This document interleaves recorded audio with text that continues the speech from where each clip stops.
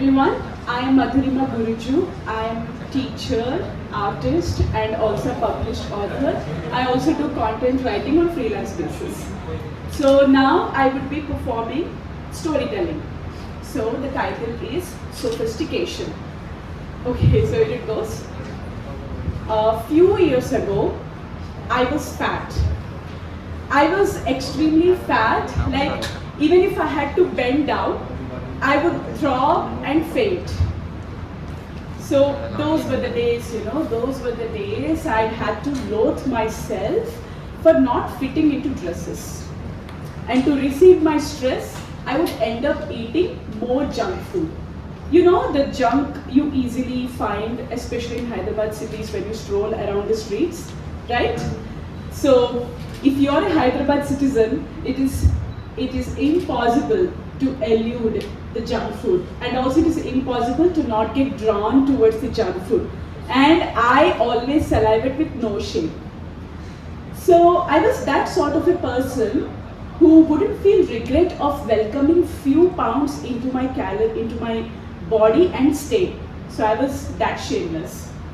I was generous to let them stay, rather burning them off, actually.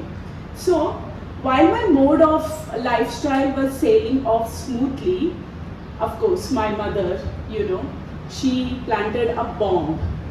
And she said, "You're not getting any younger, Also, you're not going to get slimmer. So it's time to get you off married." So little bit did my mother get an epiphany, like regarding this unconditional rules that what society always sets. And she wouldn't be bothered about judgments. Just like me, she would be reckless and careless. But no, she's of course my mother and she would be obliged to the society rules. So with numb heart, I agreed. The next day, groom arrived with parents. So it was like a terror for me. As I entered the hall, all the eyes stared at my body, and it was like plunging knives. It was like dissecting my whole body, and they were trying to label each body part and trying to calculate like which body part has so many extra pounds. And they were staring at the groom with such pity face. Oh, this guy is going to get married with this girl? How pity. He looks very handsome and she looks very fat. What the hell? So they were looking at him with sympathy face. But at me, they were staring like this. They were gazing at me as if I felt like as if I was a rat preserved in the acid for the next experimentation.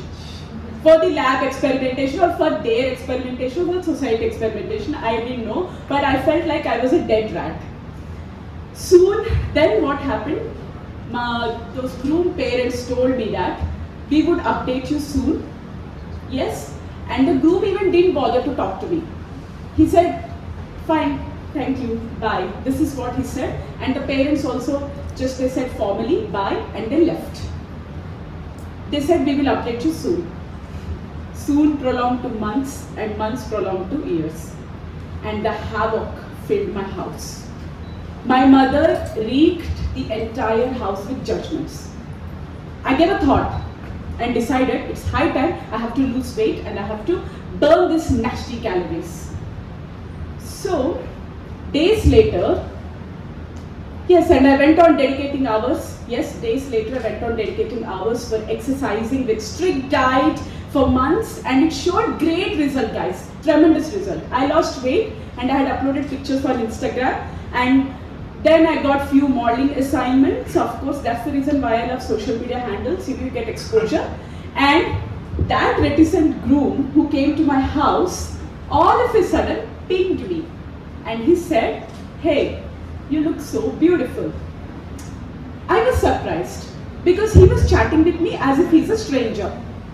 And I tried to not actually remind him because I thought maybe he doesn't remember me or maybe he's pretending.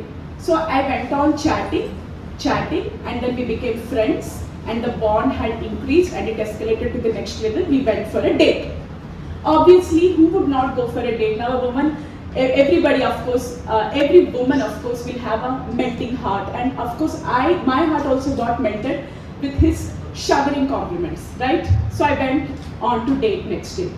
We sat and he tried, sweet talks with me. He complimented me, he praised me, obviously. And then suddenly I asked him, do you remember you went for a matchmaking day and you found a girl there? He was like rolling his eyes. Ah, yeah, I remember. Yeah, like that girl is so fat. I don't know why these fat girls, do they deserve to get married? Do they deserve to get a boyfriend, a date? I hope that girl had got little piece of mind now, wisdom at least, and I hope she had lost some weight. Anyway, had I agreed to that match, I wouldn't have met you. And he started caressing my fingers. That stupid fellow doesn't even know yet. He doesn't even remember. So I smiled and I just nodded my head. I stood up and I said, nice meeting you. He was puzzled. He said, what happened? I said, nothing. I'm just getting late. I have to go. Then he asked me, no, stay back. I said, I'm getting late. I have to go. I was really angry. And I said, just leave my hand. So my voice was actually shivering. And he started connecting the dots. My hands were trembling. And I said, let me go. Wait a second, are you that bride? He asked me. I said, just let me go. And I shook myself, I shrugged at his judgments, and then I left from that place.